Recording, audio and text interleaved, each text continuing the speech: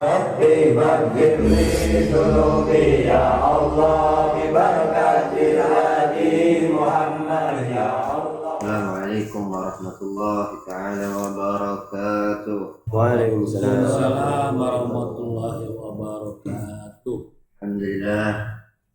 Alhamdulillah Rabbil Alamin. Wassalatu wassalamu ala asrafil anbiya wal mursalin Sayyidina wa maulana Muhammadin wa ala alihi wa sahbihi ajma'in. Amma ba'd. Puji dan puji syukur kita kepada Allah Subhanahu wa taala yang Allah Subhanahu wa taala telah melimpahkan rahmat, hidayah dan hinayahnya kepada kita semua sehingga kita masih bisa diperkumpulkan di majelis yang penuh barakah. Amin ya rabbal alamin. Mudah-mudahan Allah Subhanahu wa taala menerima amal ibadah kita. Amin ya rabbal alamin. Salawat serta salam mari kita tuturkan kepada Nabi Muhammad sallallahu alaihi wasallam. Di mana Nabi Muhammad sallallahu alaihi wasallam telah membawa kita dari zaman kegelapan menuju zaman terang menerang, yakni adanya Islam wal iman. Amin.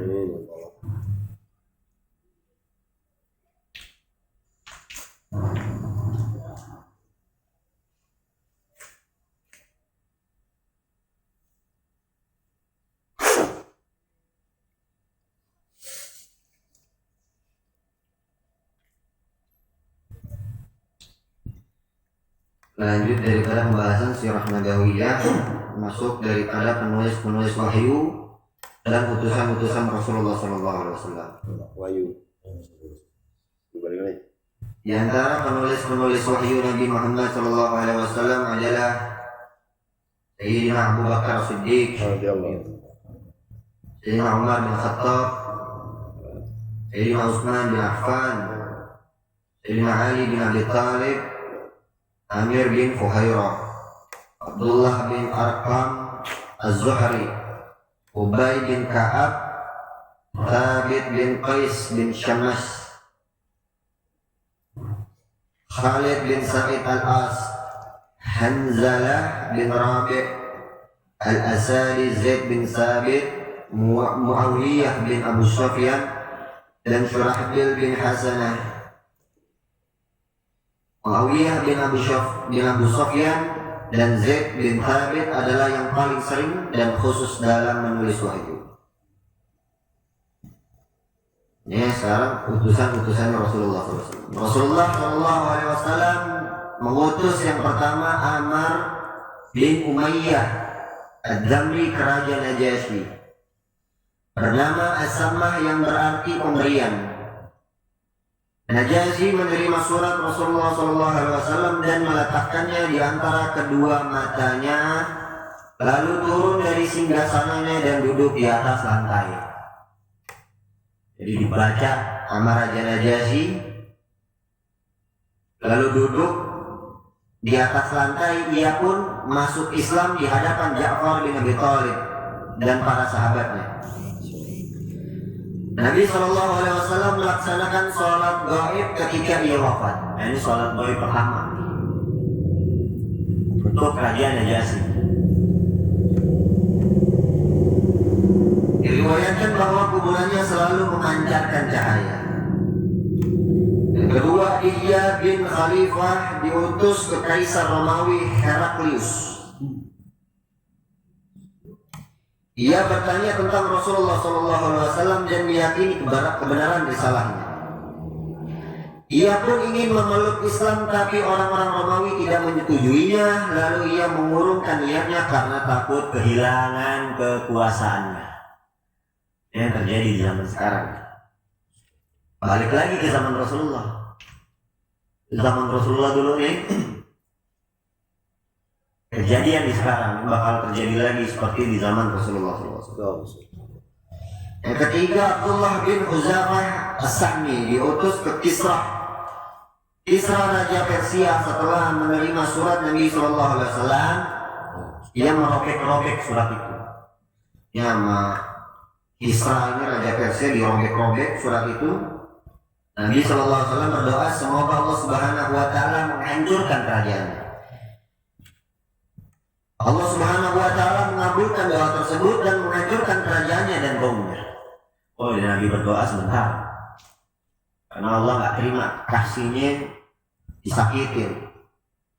Kita istri kita yang disakitin, untuk orang tua kita disakitin, kita nggak terima. Begitu juga Allah Subhanahu wa taala, kalau Rasulullah disakitin sebenarnya Allah nggak terima. Nabi berdoa, langsung dikabulin Allah. Yang keempat, Hatib bin Abi Balta Al-Lakhmi diutus ke Muqawqis, Raja Alexandria dan Mesir. Ia pun menerima dan berkata baik, tetapi tidak masuk Islam. Ia memberi Nabi SAW hadiah budak, yaitu Maria Al-Qibtiyah dan saudaranya Sirin. Nabi SAW memberikan Sirin kepada Hasan bin Thabit dan melahirkan anaknya yang bernama Abdurrahman bin Hasan. Yang kelima, Amr bin As. Amr bin As ini sama Khalid bin Walid nih CS. Kalau Khalid bin Walid taktik dalam perangnya top, tapi Amr bin As taktik dalam politiknya top. Amr bin As diutus ke Raja Oman, Jaifar dan Abid Putra Julani dari Azad. Keduanya pun beriman dan memeluk Islam, serta membiarkan Amr mengambil zakat dan mengatur pemerintahan. Karena Amr bin As ini pintar dalam politik, makanya dikasih pemerintahan. Dan Amr menetap di sana sampai Rasulullah SAW wafat. Yang keenam, Salid bin Amr bin Al-Amiri diutus ke Yamamah menemui Hawzah bin Ali Al-Hanafi. Ia pun memuliakannya dan menulis kepada Nabi SAW, alangkah mulia dan indahnya ajaran yang kau serukan. Saya adalah penyeru dan penyair kaumku, berikanlah aku sebagai kekuasaan. Rasulullah SAW tidak mau mengabulkan keinginannya dan ia pun tidak masuk Islam dan wafat ketika Fathu Mekah. Ini tanda-tanda orang munafik nih, terjadi lagi di zaman sekarang. Karena takut kehilangan kekuasaan atau nggak dapat kekuasaan. Yang ketujuh, Syuja bin Wahab al-Asadi diutus ke Harith bin Abi Syamr al-Ghasani, Raja Balqa suatu daerah di Syam. Syuja berkata, setibanya aku di sana, ia sedang berada di dataran rendah Damaskus, lalu membaca surat Nabi SAW dan membuangnya, seraya berkata, saya akan datang kepadanya, tapi kaisar mencegahnya. Ini orang ada niat mau datangin Nabi, makanya nggak Nabi doain. Kalau yang tadi itu dirobek-robek suratnya, nggak menghargai. Yang kedelapan, Abu Umayyah Al-Makhzumi diutus ke Al-Harith Al-Himyari, salah seorang pembesar Yaman.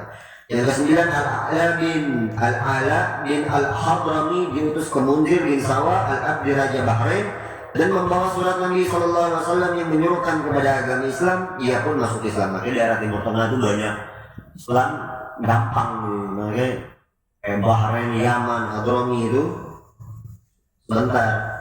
Daripada kayak Damaskus segala macam gitu, Persia segala macam, Romawi itu berat. Yang ke-10, Abu Musa al-Asy'ari dan Mu'adz bin Jabal al-Ansari diutus ke Yaman menyeru kepada Islam. Penduduk Yaman dan para penguasanya pun masuk Islam tanpa pertempuran. Paman dan bibinya Rasulullah SAW. Rasulullah SAW mempunyai 11 orang paman. Ingatin deh, Rasulullah punya 11 paman. Yang pertama, Al-Harith, putra tertua Abdul Muttalib. Sebenarnya Al-Harith ini adalah nama julukan. Banyak di antara putra dan cucunya tergolong sahabat Rasulullah SAW. Ya, Al-Harith ini paman pertama daripada kakeknya Abdul Muttalib. Yang kedua, Qutham, saudara seibu Al-Harith. Ia meninggal ketika masih kecil. Yang ketiga, Zubair bin Abdul Muttalib, termasuk pemuka kaum Quraisy. putranya yang bernama Abdullah bin Zubair ikut berjihad bersama Rasulullah SAW pada perang Hunain dan gugur di Ajnadin. Dia gugur dan bersamanya terdapat 7 orang musuh yang telah dibunuhnya. Dan di antara putri Zubair adalah Luba'ah binti Zubair. Ia termasuk sahabiyah Rasulullah SAW, dan Ummul Hakam binti Zubair termasuk sahabiyah yang meriwayatkan hadis-hadis Rasulullah SAW. Jadi kalau sahabat itu laki-laki, sahabiyah perempuan. Yang keempat, Hamzah bin Abdul Muttalib yang bergelar Asadullah wa Asadu Rasulullah, singa Allah dan singanya Rasulullah. Saudara sepersusuan Rasulullah SAW, saudara dan paman lagi satu susu. Masuk Islam sejak awal dakwah Rasulullah SAW, kemudian hijrah ke Madinah, turut serta dalam perang Badar dan perang Uhud, dan gugur dalam perang Uhud tersebut. Beliau tidak mempunyai keturunan kecuali seorang putri. Nah, ini Hamzah bin Abdul Muttalib ini yang kemarin kita lihat berita yang jenazahnya itu, mayatnya itu timbul daripada makam Uhud, di makam Uhud, keluar dan masih mengeluarkan darah segar. Yang kelima, Abu Fadl Al-Abbas bin Abdul Muttalib. Dia termasuk pemeluk Islam yang taat, turut serta dalam hijrah ke Madinah. Usianya hanya selisih 3 tahun lebih tua dari Rasulullah SAW. Meninggal pada tahun 32 Hijriah di Madinah di saat pemerintahan Khalifah Utsman bin Affan radhiyallahu anhu. Dia memiliki 10 orang putra, diantaranya Al-Fadl, Abdullah dan Kusam. Mereka termasuk sahabat Rasulullah SAW. Di antara paman-paman Rasulullah SAW hanya Hamzah dan Abbas yang masuk Islam. Abu Talib bin Abdul Muttalib. Nah, ini Abu Talib ini abahnya Sayyidina Ali. Nama aslinya adalah Abdul Manaf. Ia saudara Abdullah, ayah Rasulullah SAW seibu. Termasuk saudara mereka seibu adalah Atikah yang bermimpi dalam perang Badar. Ibu mereka adalah Fatimah binti Amir bin Aiz bin Imran bin Makhzum. Di antara putra Abu Talib adalah Talib yang meninggal dalam kekafiran. Sementara putra yang lain yaitu Aqil Ja'far, Ali, hanya Ali bin Abi Thalib ya, dan Ummi Hani termasuk sahabat Rasulullah SAW. Nama asli Ummu Hani adalah Fakhitah. Ada riwayat lain yang menyebutkan nama aslinya Hindun. Termasuk anak Abu Thalib adalah Jumana. Abu Lahab bin Abdul Muttalib, ini paman Rasulullah SAW yang setiap hari Senin diampuni Allah. Karena senangnya ketika kelahiran keponakannya Nabi Muhammad SAW. Abu Lahab bin Abdul Muttalib nama aslinya adalah Abdul Uzza. Diberi julukan Abu Lahab karena tampan paras wajahnya. Di antara putranya adalah Utbah dan Attab. Keduanya turut serta bersama Rasulullah SAW dalam perang Hunain. Putra yang lain yaitu Durrah juga termasuk sahabat Rasulullah SAW. Sementara putra lain yaitu Utaibah meninggal diterkam singa di Zarqah, daerah Syam, lantaran kekufurannya menolak dakwah Rasulullah SAW. Yang kedelapan Abdul Ka'bah. Yang kesembilan Hijil, nama aslinya Al-Mughirah. 10 Dirar, saudara Ibu Al-Abbas. Ke-11 Al-Ghaidah, sang dermawan. Disebut demikian karena ia adalah orang Quraisy yang paling dermawan dan sering memberi makan. Rasulullah SAW memiliki 6 orang bibi, yaitu ini tadi 11 paman, sekarang 6 bibi. Yang pertama Safiyah binti Abdul Muttalib. Ia termasuk Islam di Mekah, kemudian hijrah ke Madinah. Ia adalah saudara seibu dari Hamzah paman Rasulullah SAW dan Ibu Zubair bin Awam, serta sahabat Rasulullah SAW wafat di Madinah pada saat pemerintahan Khalifah Umar bin Khattab radhiyallahu anhu. Yang kedua Atikah binti Abdul Muttalib. Dalam sebuah riwayat disebutkan beliau adalah seorang muslimah. Dari ini yang disebutin yang bermimpi pada perang Badar. Yang ketiga, Arwah binti Abdul Muthalib, istri Umair bin Wahab bin Abdi Dar bin Qusay. Dari pernikahan ini lahir Abdullah bin Umar, salah seorang muhajirin senior, turut dalam perang Badar dan gugur di Ajnadin sebagai syahid. Yang keempat, Umaymah binti Abdul Muthalib.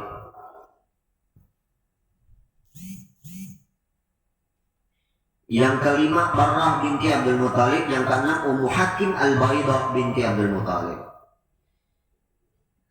Itu tadi 11 paman Nabi dan 6 bibi Nabi. Sekarang istri-istrinya Nabi Muhammad. Kalau istri satu, ini istri-istrinya berarti banyak. 3 atau 7? Yang pertama, Khadijah binti Khuwailid. Istri pertamanya Rasulullah SAW. Wanita pertama yang dinikahi Rasulullah SAW adalah Khadijah binti Khuwailid bin Asad bin Abdul Uzza bin Qusay bin Qilab. Saat itu Rasulullah SAW berusia 25 tahun. Tatkala turun wahyu pertama kali, Khadijah menjadi wanita yang membenarkan dan mendukung Rasulullah SAW.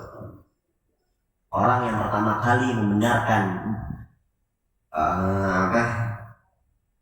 turunnya wahyu yang pertama kali adalah Khadijah.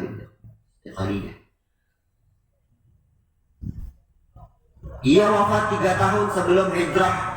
Ada riwayat yang menyebutkan 4 tahun sebelum itu dan ada pula yang menyebutkan 5 tahun sebelumnya. Yang kedua, Saudah binti Zam'ah. Rasulullah SAW juga menikahi Saudah binti Zam'ah bin Qais bin Abdusam bin Abdul bin Nasr bin Malik bin Hizb bin Amir bin Lu'ay. Pernikahan tersebut dilakukan Rasulullah SAW di Mekah sebelum beliau hijrah ke Madinah. Sebelum dinikahi Rasulullah, Saudah adalah seorang istri yang dicerai suaminya, yaitu Sakran bin Amr, saudara Suhail bin Amr. Ketika Rasulullah SAW telah menikahi Aisyah, Saudah memberikan jatah hari gilirnya pada Aisyah. Yang ketiga, Aisyah binti Abu Bakar Siddiq.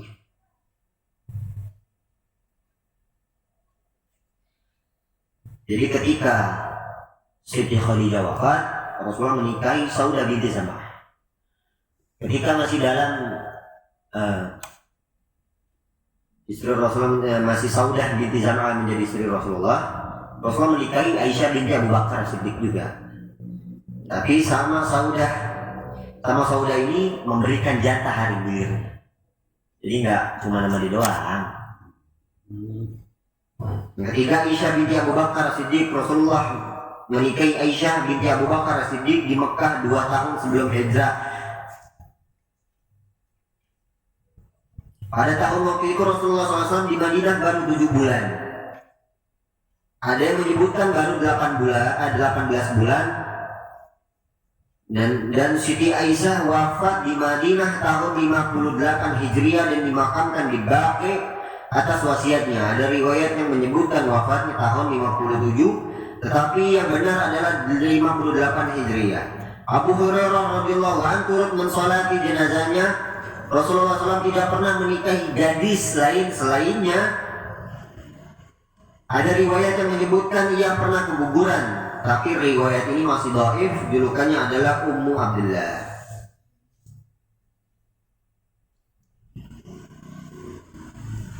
Jadi dari Siti Khadijah dan yang lain itu janda. Cuman Siti Aisyah yang masih gadis. Yang keempat, Hafsah binti Umar bin Khattab radhiyallahu. Sebelum menjadi istri Rasulullah SAW, Hafsah adalah istri Hunais bin Huzafah, salah seorang sahabat yang gugur di perang Badar. Wafatnya suaminya dalam perang Badar. Nah, sebuah riwayat menyebutkan bahwa Rasulullah SAW pernah menceraikan Hafsah. Menceraikan Hafsah, namun datanglah malaikat Jibril dan berkata, sesungguhnya Allah menyuruhmu, hai Muhammad, untuk rujuk kembali dengan Hafsah, karena ia rajin puasa, sholat malam, dan kelak akan menjadi istrimu di surga. Makanya ada istilah kata merujuk tuh, balik lagi, ini pertama kali. Dulu masih zaman bodoh, nggak ada paham dengan rujuk alat. Nah, Uqbah bin Amir al-Juhani meriwayatkan Rasulullah SAW menceraikan Hafsah binti Umar. Lalu kabar itu pun sampai ke telinga Umar. Lalu Umar pun menabur kepalanya dengan tanah dan berkata dengan penuh kesedihan, Allah sudah tidak peduli lagi pada Umar dan putrinya setelah peristiwa ini. Lalu turun malaikat Jibril dan berkata, sungguhnya Allah menyuruh wahai Muhammad untuk rujuk kembali dengan Hafsah karena dia menyayangi Umar. Diambil tanah sama Umar bin Khattab, lalu dipok-pok. Yang kelima, Ummu Habibah binti Abu Sufyan. Nama aslinya adalah Ramlah binti Sakhr bin Harb bin Umayyah bin Abdus Syams bin Abdul Manaf. Hijrah bersama suaminya Ubaidullah bin Jahsi Habasyah. Yang keenam, Ummu Salamah. Yang ketujuh, Zainab binti Jahsy. Yang kedelapan, Zainab binti Khuzaimah. Yang kesembilan, Juwairiyah binti Al-Harith. Yang kesepuluh, Safiyah binti Huyai. Yang kesebelas, Maimunah binti Al-Harith. Inilah istri-istri Rasulullah SAW berjumlah 11 orang. Sementara terdapat 7 orang lagi yang beliau nikahi tetapi tidak beliau gauli.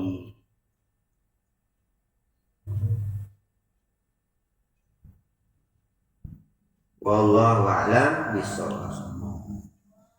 Singkat daripada kisah Nabi Muhammad SAW, mudah-mudahan mendapatkan keberkahan daripada membahas kitab ini. Mudah-mudahan kita menjadikan istiqamah dalam daripada dihadir majelis ini untuk mengenal di dalam Nabi Muhammad SAW. Bismillahirrahmanirrahim. Ya Rabbana tarafna bi annana tarafna wa annana asrafna ala ladha fatub alaina tawbah taghfir bi kulli awba wa astur lana lawrati wa aminir rawati lidina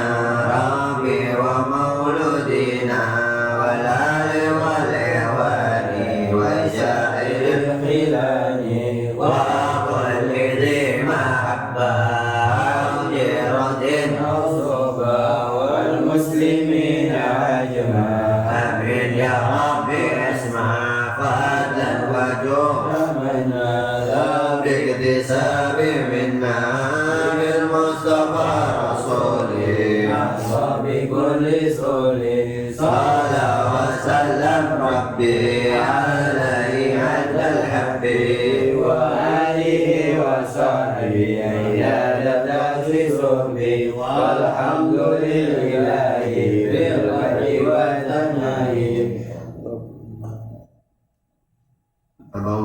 Taqabbalallahu minna wa minkum taqabbal ya karim. Amin.